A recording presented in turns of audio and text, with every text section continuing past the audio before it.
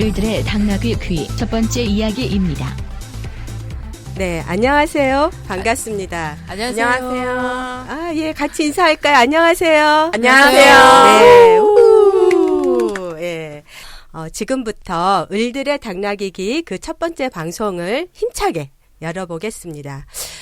올해 우리 그 연초에 가장 뜨겁게 우리 사회를 달궜던 말 중에 하나가 갑질. 네. 네, 그쵸. 네. 가불관계. 네. 이제 이런 말이 굉장히 우리의 심금을 울리기도 하고 또 우리의 처지를 돌아보게도 했던 것 같아요.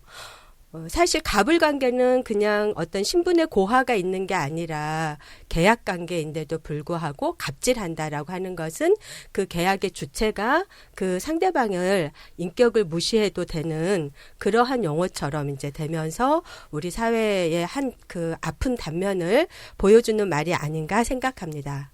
그리고 옛 동화에 이발사가 임금님기는 당나귀기라고 대나무 숲에서 이제 외쳤던 그런 일이 있었잖아요. 그래서 오늘 이 을들의 당나귀기는 오늘을 살아가는 여성들이 당나귀기 하고 외쳤던 것처럼 오늘 우리가 살아가는 여성들의 그런 일상생활, 직장생활 또 평소에 나누고 싶었던 얘기들을 마음껏 나누는 이제 그 자리로 저희가 준비를 해보았습니다. 예. 그래서 같이 환호로 이 방송을 시작을 해주셨는데요. 이 자리에 오신 분들을 소개를 하도록 하겠습니다.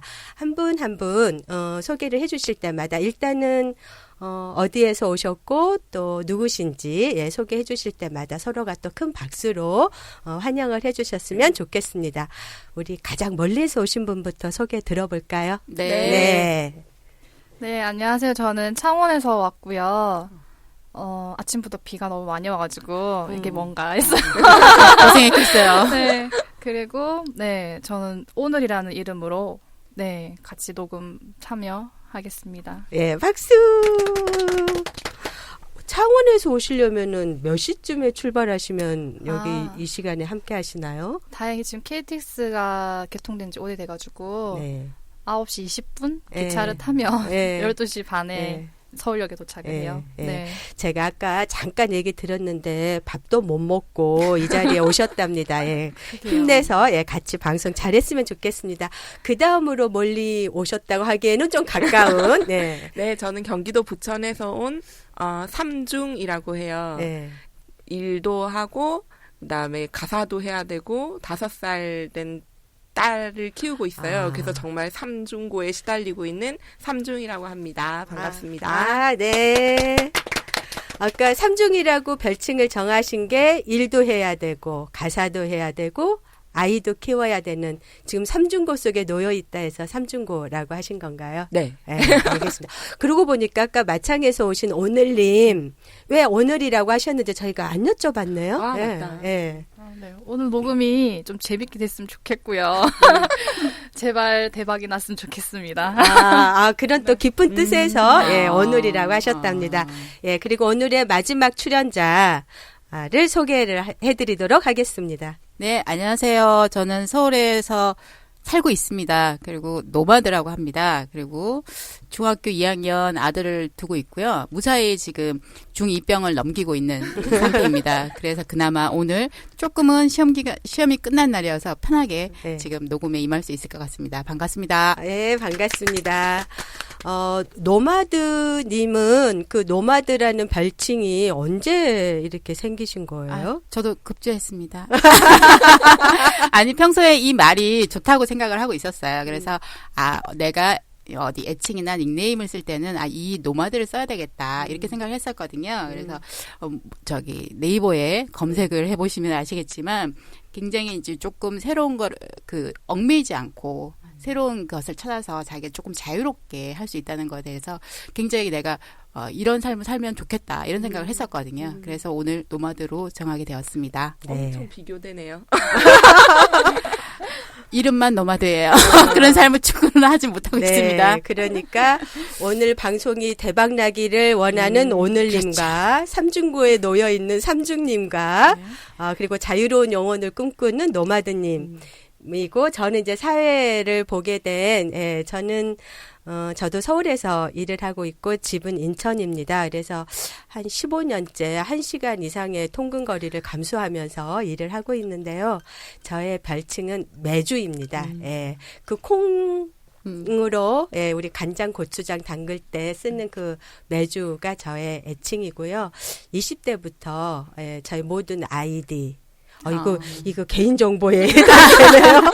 예. 매주 치면 되나요? 예, 하면은, 예, 바로, 예, 그 애칭을 저는 매우 사랑하고 있습니다. 예. 근데 왜 그 매주를 하셨어요? 이게 예. 보통 보면은 못난이를 비유할 때 매주라고 많이 예, 표현하잖아요. 맞아요. 예. 저희 때 옥돌매도 여자냐? 이런 말 했어요. 옥상에서 떨어진 매주. 상상을 해보시면 사실 그 생긴 거 냄새나고 울퉁불퉁한 매주가 옥상에 떨어지면 참 보기 괴롭겠죠. 근데 이제, 저희 때도 지금도 똑같지만 저희 때도 너무 여자들이 외모로 어떤 사람의 우열을 가리는 것 같아서 매주는 못생겼지만 정말 사회의 완전 소중한 사람이잖아요. 그래서, 나는 그런 외모보다도 우리 사회의 그런 완소가 되고 싶다. 그런 생각이 있어서, 꽤 잘난 것 같다. 네, 그래서 매주라고 애칭을 지었습니다. 예, 이렇게 우리 이제 넷이서 오늘 첫 을들의 당나귀기, 여성들의 이야기, 또 일하는 여성들의 이야기를 나누게 될 건데요. 어디에서 오셨는지는 얘기를 했는데, 어디에서 일을 하시는지는 얘기를 안 하신 것 같아요. 일하고 있는 곳도 좀 소개도 해주시고, 또 거기에서 좀 어떻게 해서 거기에서 일을 하게 됐는지 그런 얘기도 함께 해주셨으면 좋겠습니다. 이번에는 어느 분께서 먼저 얘기를 해주실까요? 있어 보이는 우리. 네. 저 노마드라고 하고요. 저는 지금 서울 여성노동자회 고용평등 상담실에서 상담을 맡고 있습니다. 제가 이 여성단체에서 일하게 된 거는 아직 지금 3년 차예요. 네, 얼마 되진 않았고요. 네. 이 일을 하게 된 계기는 제가 한 3년 정도 집에서 아이만 돌보고 있었는데 후배가 여성단체에서 일해볼 생각이 없느냐 이렇게 해서 처음에는 부천 여성노동자에 가서 좀 일을 했었고요.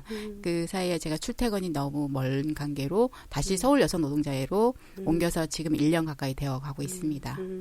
그럼 여성노동자에서 일한 지가 지금 부천하고 총해서 네. 지금 3년 차예요. 3년 차에 네. 일을 하고 계시는군요. 네. 그럼 아이만 키우다가 이렇게 여성 노동자회에 오셔서 지금 상담을 하고 계신다고 했는데, 굉장히 상담은 전문적 영역인데 아이를 키우다가 오셔서 상담 일을 하시려면 굉장히 많은 노력을 그동안 기울였을 것 같은데 어떠신지 한번 그런 얘기도 듣고 싶네요. 저도 이제 계속 일을 하다가 한 3년 정도 있었고요. 네. 물론 이제 그전에도 단체 일을 했던 건 아니고 특히 이제 여성 노동 관련해서 일을 했던 건 아니기 때문에 이렇게 전문적인 지식은 정말 없었어요. 그래서 부천 여성 노동자에 갔을 때 저는 이렇게 어려운 상담을 하게 될 줄은 정말 잘 몰랐는데 그래도 이제 조금 관심이 있었던 분야라서 제가 이제 그 일을 하게 됐고 그래서 좀 공부를 많이 하고 전화를 자꾸 받으면서 저도 공부를 하고 또 상담을 하고 이런 과정이 좀 계속 있었고 또 단체에서 역량 강화 프로그램도 많기 때문에 그런 과정을 통해서 좀 그 상담 역할이 어떤 건지 그리고 또 그렇게 잘하기 위해서는 또 제가 얼마만큼 해야 되는지 뭐 이런 것들을 많이 고민하고 공부를 좀 했습니다. 그래서 잘하지는 못하지만 잘하려고 노력은 하고 있습니다. 네. 아이고, 그러니까 굉장히 자기 성장이 함께 이루어졌을 것 같아요. 이따가 또 그런 얘기를 조금 더 들어보기를 하고요. 저희 그 육아와 일을 병행하시느라고 삼중고에 놓여 있는 우리 삼중님은 어디에서 일을 하고 계시는지 예, 좀 소개 같이 해주시죠. 네, 저는 부천 여성 노동자회에서 일하고 이제 며칠만 지나면 딱 1년이 되네요. 이거 축하 박수라도 제가 제 후임입니다. 1년을 어떻게 잘 넘겨가지고. 근데 정말 막 1년만 됐다고 생각이 안 들어요. 그렇죠. 진짜 오래 일하신 것 같아요. 그러니까. 저 포스 어떡할 거야. 제가 왜 여성 노동자회에서 일하게 됐는지 얘기하려면 밤을 새야 되는데 이거. 저는 이제 학교 다닐 때는 계속 그 데모를 좋아했어요. 데모를 좋아하고 이렇게 뭐 투쟁하러 가면 설레이고 기쁘고 막 이런 사람이었지 없죠. 이런 사람이었고 뭐 피 끓는 청춘 막 그랬었어요. 그러고 이제 그래서 학교를 되게 오래 다녔죠. 학교를 이제 떠나서 사회로 어떤 이제 운동을 해야 되겠다라고 생각을 했는데 그때 이제 쫙 터진 게 그 학생 사회 내 성희롱이었던 거예요. 근데 사실 나한테도 그런 일들이 많이 있었는데 이거를 말을 못 하고 있었던 거죠. 이제 그런 일이 있으면 며칠 잠수를 타는 거예요. 학교를 딱 잠수를 타고 이제 다시 나 혼자 극복해서 돌아오면 너 그동안 어디 갔었니 뭐 이렇게 얘기하고 이런 과정들을 거쳤는데 사회로 딱 나오려고 했을 때 이게 어떤 뭐 조직 내 사건처럼 된 거죠. 사건처럼 됐는데 내가 얘기하지 않았는데 이제 어떤 그 행위자, 가해자가 여러 명의 이제 여학생들에게 한 게 이제 되면서 너에게도 그런 일이 있었느냐 이렇게 된 거예요. 근데 이제 그러면서 그게 굉장히 충격이 된 거죠. 나는 사실 아무도 몰랐으면 좋겠었고 이랬는데 그게 다 까발려진 거잖아요. 그거를 이제 스스로 용인이 안 됐던 것 같아요. 스스로 내가 말하지 못했던 거, 그다음에 이 나에게 일어나고 있는 것이 뭔지 몰랐던 거, 뭐 이런 아주 막 쓰나미처럼 나의 정체성이 막 혼란이 오면서 이제 확 떠나게 돼버렸어요. 떠나게 되고 이제 단절을 한 채로 살았죠. 그래서 살면서 뭐 학교도 제가 10년을 대학을 다녔잖아요. 영어 괴담이에요? 10년을 다니고 졸업을 못했잖아요. 그래서 어쨌든 학교를 다니면서 이제 학원 강사를 한 거예요. 학원 강사하면서 이제 뭐 그런 사건 이런 걸 다 잊고 싶어서 그냥 계속 이제 학원 강사하고 돈 벌고 이렇게 하다가 이제 가정에서의 돌파구로 결혼을 선택을 한 거죠. 그래서 결혼을 하고 아이를 낳으면서 이제 다시 20대로 돌아오게 된 것 같아요. 아이를 딱 낳고 나니까 나 혼자 이 상처를 보듬고 살아가면 그만인데 모른 척하고 살고 싶었던 거예요. 사실은 아무하고도 그 사건에 대해서 얘기하고 싶지도 않고 나를 알았던 모든 사람들과 만났을 때 그게 떠오르는 게 견딜 수가 없었는데 아이를 딱 낳고 나니까 또 그때가 하필이면 이명박 정권이에요. 이명박이 참 잘했죠. 사회를 다시 한번 생각하자. 정말 사회를 다시 보게 되고 내 아이가 살아갈 어떤 미래에 대한 생각들을 하면서 무슨 일을 할 건가를 고민을 했던 것 같아요. 그러면서 자연스럽게 또 워크넷에서 또 부천 여성 노동자를 딱 보고 정말 이건 무슨 인연처럼 그렇게 해서 오게 된 거죠.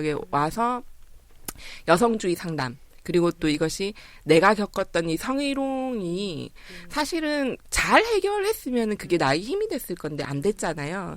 이제 그러면서 성희롱을 잘 해결해 나가는 어떤 것들을 해야 되겠다라는 좀 아주 목적의식적인 것이 있었던 것 같아요. 그래서 상담이라는 걸 하게 된 거고 상담을 하면서 여성 노동자회에서 여성주의 상담 을 함께 이제 하면서 나도 치유하고 극복하고 이렇게 할 수 있는 어떤 아주 좋은 계기가 되고 있어요. 그러니까 거의 그 일을 통해서 자신의 삶을 다시 이렇게 좀 되돌아보고 살아갈 어떤 힘과 용기를 다시 얻게 되는 그런 과정이라고 생각해도 되는 거네요. 네. 네. 되게 궁금한 게 많은데 들으면서 그쵸? 네. 네. 다음에 한번 밤을 새서. 근데 한 가지는 딱 좀 물어보고 싶은데 그 심리가 뭘까? 이게 보통 성희롱 당한 여성들이 그 겪는 약간 아노미 같은 거 멘붕 빠진다 그러잖아요. 그럴 것 같은데 아까 말씀 중에 본인은 막 투쟁이 설레고 기쁠 정도로 굉장히 활동적이고 어떤 우리 사회에 관심이 많은 그런 여성이었음에도 불구하고 성희롱이 자신에게 일어났을 때 아무도 몰랐으면 좋겠고 그래서 잠수를 탔다 그랬잖아요. 그러니까 그렇게 굉장히 사회 문제에 관심 있는 여성이라는 자기의 정체성하고 몰랐으면 좋겠다라는 거하고 굉장히 이게 일맥 통하는 얘기가 아니라 약간 반대되는 그런 얘기인 거잖아요. 워낙 그런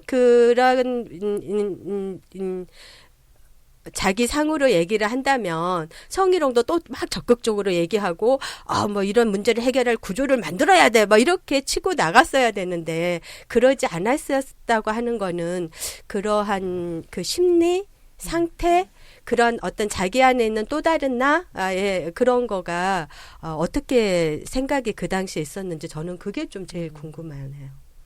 그걸 지금 이 자리에서 뭐 일종의 자괴감 같은 게 굉장히 컸던 것 같아요. 그리고 이제 남들이 보는 나, 그리고 내가 바라는 나가 있는데 그 상황에서 제대로 대처하지 못했다라는 거에 대한 거. 왜 우리 성희롱 매뉴얼에 보면은 자기 탓하기가 되게 있잖아요. 네. 그런 것들이 쫙 몰려왔던 것 같고 보다 중요한 거는 그런 상황에서 그 당시에는 아무도 이 여성주의 상담이나 이런 조건이 안 되어 있었잖아요. 그러니까 일단 조직이 먼저야. 당장 눈앞에 있는 이게 먼저인데 이것이 사건이 처리되는 과정에서 더 큰 상처를 받았던 것 같아요. 그래서 그 당시에 피해자들이 여러 명이 있었는데 결국엔 다 떠났거든요. 다 단절을 하게 됐는데 그러니까 그때 누군가가 이걸 이렇게 해야 된다. 너의 탓이 아니다. 뭐 이런 것들을 함께 해결하고 함께 고민하고 했더라면 좀 달랐을 텐데 그런 과정이 아니고 해결되는 과정이 근데 너무 아이러니한 게 지금도 저희가 성희롱 상담을 받잖아요. 그럼 대부분이 똑같은 상황들이 재현이 되고 있다는 거예요. 네, 알겠습니다. 여성의 경험은 사소한 걸로 치부됐던 이제 그런 그리고 현재도 그런 것쯤은 참아 넘겨야 되지 않느냐라는 잘못된 사회적 편견 이제 이런 것들이 여성들이 그 주체적으로 대응하는데 걸림돌이 되고 있는 그런 문제인 것 같습니다. 너의 탓이 아니야라고 말해줄 사람이 꼭 있어야 되겠다. 그리고 그런 일을 지금 하고 있다라고 말씀을 해주셨습니다. 예, 다음 오늘님. 네, 저는 마산 창원 여성 노동자회에서 일을 하고 있고요. 지금 조금 있으면 몇 달 있으면 만 4년이 되는. 오, 이거 박수 선배님. 오, 네. 벌써 그렇게 되셨어요? 그러네요. 그러게. 중견이에요. 큰일이네요.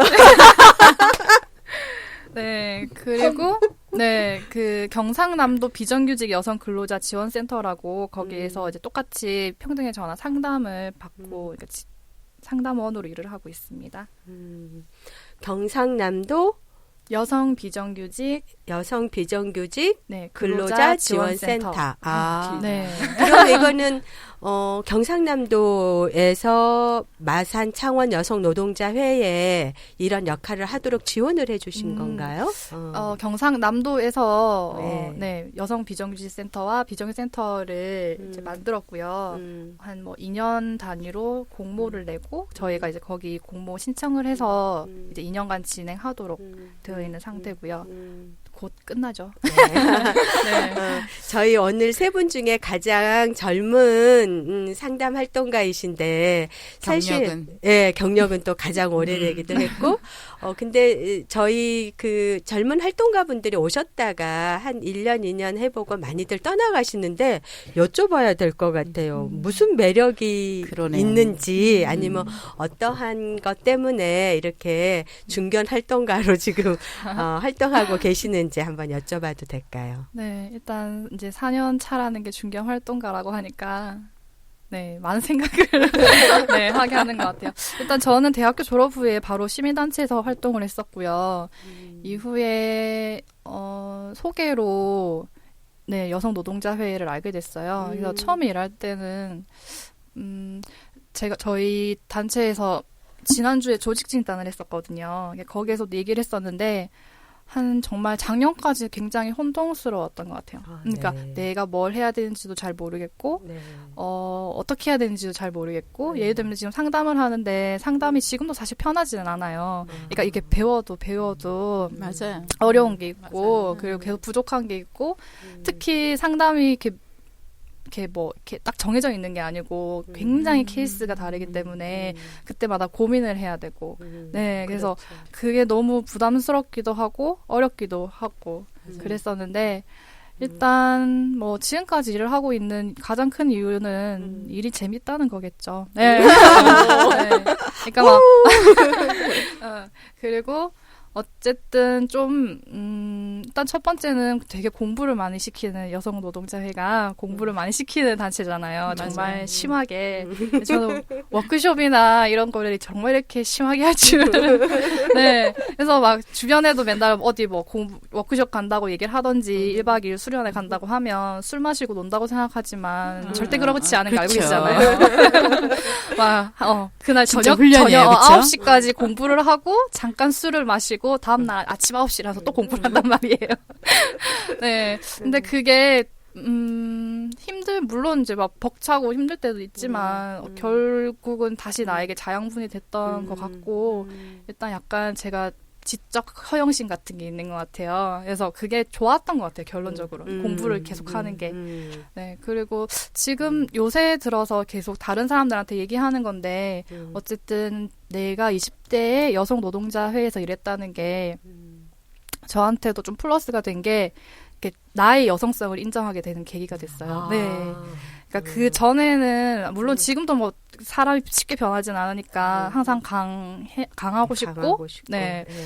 이렇게 지고 싶지 않고 이런 게 아직까지 있는데 그러니까 돌이켜 보면 제 10대 20대 때는 그 초기에는 굉장히 그러니까 그렇다고 제가 남자처럼 굴었다는 아니지만 그러니까 여성성의 죄의식을 느끼면서 살았던 것 같아요. 그런 게 이렇게 뭐라고 탁 설명하기는 어렵지만 그런 게 있었어요. 네, 그러니까 쉽게 도움받고 싶지 않고 막 이런 그러니까 무거운 짐 들 때도 도와준다고 하면 물론 무거우니까 도와줄 수 있는 건데 괜찮다고 얘기하게 되는 그런 게 있었는데 오히려 여성주의 공부나 이런 걸 하게 되면서 그냥 인정하게 되는 나 스스로 그러니까 여성성도 인정하고 그러니까 그게 여성성이라고 사실 얘기하고 싶지는 않은데 어쨌든 그냥 나 자신을 있는 그대로 인정하게 되는 그런 시간이었던 것 같아요. 오늘님은 형제가 그때 어떻게 된다 그랬죠? 네, 저는 언니만 셋이 있고요. 그쵸? 네. 나는 그 부분에 되게 공감이 되는 거예요. 제가 이제 딸 셋의 아들 하나니까. 네. 딸 셋의 아들 하나고 엄마가 이제 아들을 낳으려고 엄청 노력을 하신 거예요. 그러니까 언니를 낳고 그다음에 나를 낳고 그다음에 이제 뭐 유산을 당하고 그다음에 셋째를 낳았는데 셋째 낳기 전에 이제 터울이 4년이 있으니까 그 당시면 제가 나이가 어리잖아요. 근데도 그런 게 기억이 나는 거예요. 너가 아들로 태어났으면 내가 이렇게 애를 넷이나 안 낳았다. 너가 아들로 태어났으면 엄마가 이렇게 고생 안 했을 거다. 이런 그러니까 역할에 있어서의 이 갈등 관계가 이렇게 성역할 우리 고정관념 얘기하잖아요. 네. 그런 것들 막 이렇게 무의식 중에 심어주는 것 같아요. 그래서 나도 되게 어렸을 때부터 내가 남성다워야 된다고 생각을 많이 하고 남성다운 것이 좋은 것이라고 나도 모르게 인식하고 그런 경향이 있었거든요. 그 실제 어머님께서 너가 남자로 태어났었으면 좋겠다는 얘기를 들었을 땐 정말 그거는 자기 존재를 부정하는 거였기 때문에 충격이었을 것 같은데. 아니 그건 충격이 아니고 근데 그 당시는 어떻게 생각했냐면 내가 남자로 태어났으면 우리 엄마가 덜 고생했을 텐데 그렇게 생각을 했던 것 같아요. 어렸을 때는. 그러니까 엄마가 너무 당연시 생각을 하니까 나도 그냥 그게 당연한 건가 보다 이렇게 받아들일 수 있을 것 같아요. 마치 내가 아들로 태어나지 않아서 미안함을 가지게 되고 그래서 엄마한테 더 잘해줘야 된다고 생각을 하고 자랐던 것 같아요. 그러니까 이제 그게 그냥 이렇게 마음에 어떤 이렇게 아픈 상처가 아닌 것처럼 느껴지지만 실제로는 사실 생각하면 내가 원하지 않은 아이였다니 하고 굉장히 그 분노감을 느낄 얘기이거든요. 제가 생각할 때는 그렇잖아요. 내가 태어나고 싶어서 태어난 것도 아닌데 나를 태어나게 한 분이 어떤 그런 남성 중심적인 사고, 어떤 그런 사회 영향 때문에 딸 아이를 그렇게 부정하는 말을 들었을 땐 굉장히 아픈 건데 그 아픔도 어쩌면은 엄마를 이해를 해야 된다라고 하는 그런 것 때문에 그 분노도 제대로 표출이 안 된 거지. 사실은 굉장히 저는 들으면서 이렇게 좀 울컥해요. 예, 정말 울컥하는데요. 근데 그런 관점에서 이성적으로 뭐 판단이 된다던가 이런 상황이면 모르겠는데 그렇지 않고 너무 가족이기 때문에 특히 엄마를 생각하고 엄마가 그래서 나보다 힘들었겠다라는 그 엄마에 대한 생각이 더 크니까 충분히 그럴 수 있는 것 같아요. 저는 이해되는 게 비슷한 게 있는데 그러니까 제가 나이 차이가 언니들하고 많이 나요. 완전 막내거든요. 그래서 네. 예쁨 받고 자란 거는 사실 언니들도 굉장히 많이 챙겼고, 그러니까 엄마들이 여러 명이라고 할 만큼, 그리고 네. 아빠도 막내딸이기 때문에 굉장히 예뻐했어요. 근데 그거랑 별개로 엄마가 되게 아무렇지 않게 얘기했는데 나를 낳고 날 보고 딸인 걸 보고 울었다는 얘기를 했어요. 이것도 정말 가슴에 근데- 피가 내립니다. 지금. 아니 근데 비슷해요. 그때 당시에 아니 날 낳아도 꿀었다고 화가 나는 게 아니고 그 감정이 이해가 되는 거예요. 네, 그러니까 엄마가 왜냐면 그럴 수 있겠구나. 네 할머니가 아들을 굉장히 원했다는 것도 알고 있고, 네 그리고 그 사회 내가 아무리 어리지만 그 사회상 가정에 아들이 있고 없고의 차이를 알고 있잖아요. 배워서라도 그렇기 때문에. 네, 화가 난 건 오히려 나이 들고였어요. 네, 생각해보니까 그 얘기를 그렇게 무심하게 하다니, 딸한테. 그 화난 지점은 진짜 나이 들고였고, 다 그 얘기 처음에 들었을 때 엄마가 웃으면서 얘기하기도 했고, 그러니까 심각하게 얘기를 안 한 거죠. 맞아요. 심각하지 않아. 네네, 심각하게 얘기를 안 하고, 그냥 그때 그랬어. 라고, 그러니까 얘기를 하는 건데, 어쨌든 그 당시에 받아들일 때 저도, 그랬었겠다라는 생각을 했던 네. 거죠. 그러니까 네. 이 방송 들으시는 분 중에 아마 이와 비슷한 경험을 하신 분들이 정말 많을 것 같아요. 많죠. 예, 정말 많잖아요. 이름부터 시작해서 요즘 저는 착하지 않은 여자들 보는데 남알련 선생님부터 시작해서 굉장히 많은데 그게 그 아이의 존재를 부정하는 얘기임에도 불구하고 그러지 않게 그냥 얘기될 만큼 우리 사회가 얼마나 남성 중심적인 사회인가. 정말 사실은 비수 같은 얘기를 우리는 들은 거예요. 맞아요. 그쵸. 예, 그런 얘기도 그렇습니다. 그리고 이제 우리 오늘님 얘기 들으면서 굉장히 또 이렇게 한 가지 또 질문해보고 싶었던 게 내 안의 여성성을 인정하게 되었다. 네. 그러니까 우리가 이제 이런 여성단체에서 일한다는 게 굉장히 특별하다고 생각을 이제 하잖아요. 그 직장 중에서는. 근데 이제 그 경험 속에서 자신의 여성성을 인정하게 되었다라는 얘기가 사실 그런 남자는 이래야 돼, 여자는 이래야 돼 하면서 자기도 모르게 우리 사회에서 어떤 경쟁적인 사회에서 살아가려면은 숭배되는 가치가 있잖아요. 강한 거, 이기는 거. 경제력.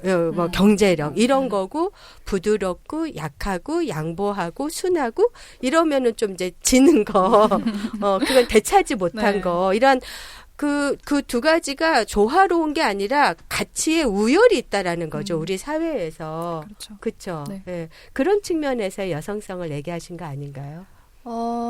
그렇죠. 그러니까 제가 아까도 여성성이라고 규정하고 싶지 않다고 얘기했던 그렇죠. 게 예. 기존 사회 통상적 얘기하는 남성성과 여성성에 대해서 부정하고 싶기 때문인 그쵸. 거 맞고요. 네. 네. 근데 달리 표현할 방법이 없어서 여성성이라고 얘기한다면 네 비슷한 거예요. 네, 어쨌든 내가 부족하거나 아니면 내가 좀 약한 부분에 대해서는 계속 숨기고 싶고 진짜 뭐 간단한 걸로서는 예쁘다라는 말이 칭찬이잖아요, 사실. 근데 그거를 그러니까 예쁘다는 얘기를 들으면 기분은 좋은데 그 기분 좋으면 안 된다고 생각을 했었던 것 같아요. 네. 이렇게 저항해야 된다. 네네네. 이게 내가 기분 좋아해도 되나? 라는 생각을, 그러니까 그때 되게 심각하게 생각했던 게 아니고, 그냥 그 예쁘다는 얘기를 들었을 때 두 가지 감정이 함께 올라오는 거죠. 네.